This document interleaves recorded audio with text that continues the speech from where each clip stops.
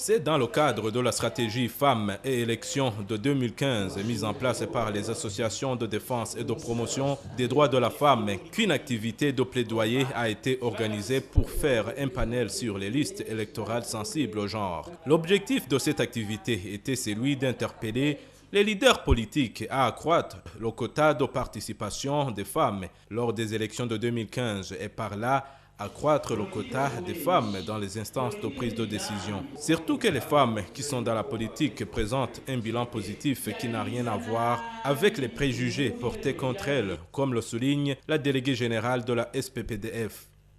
Le constat est que là où la femme occupe une place de décision, il y a quand même une valeur ajoutée. Là, je donnerai l'exemple des collines qui sont dirigées par les femmes ou des communes qui sont dirigées par les femmes.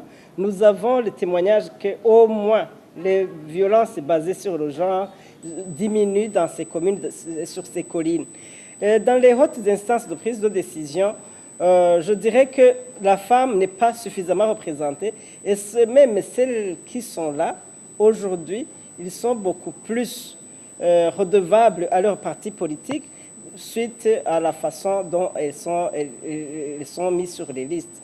Là, nous demandons qu'il y ait d'abord le nombre qui soit suffisant et après, nous allons négocier ou demander ou plaider pour la qualité alors de la femme, quelle femme qu'il faut mettre dans quel poste et comme par ailleurs, on demanderait qu'il y ait l'homme qu'il faut à la place qu'il faut. À la question de savoir pourquoi les femmes sont sous-représentées dans la sphère politique par rapport à leurs collègues masculins, Frédéric Bamvuginyumvira, en tant que leader politique, donne quelques éclaircissements à ce sujet. La première difficulté, c'est que les femmes, justement, craignent la politique. Maintenant, il faut qu'elles osent entrer dans les partis politiques. Deuxièmement, il faut qu'elles participent réellement dans les activités des partis politiques. 3, il y a une base culturelle qu'il faut absolument rompre. Il faut que la femme comprenne qu'elle est égale à l'homme.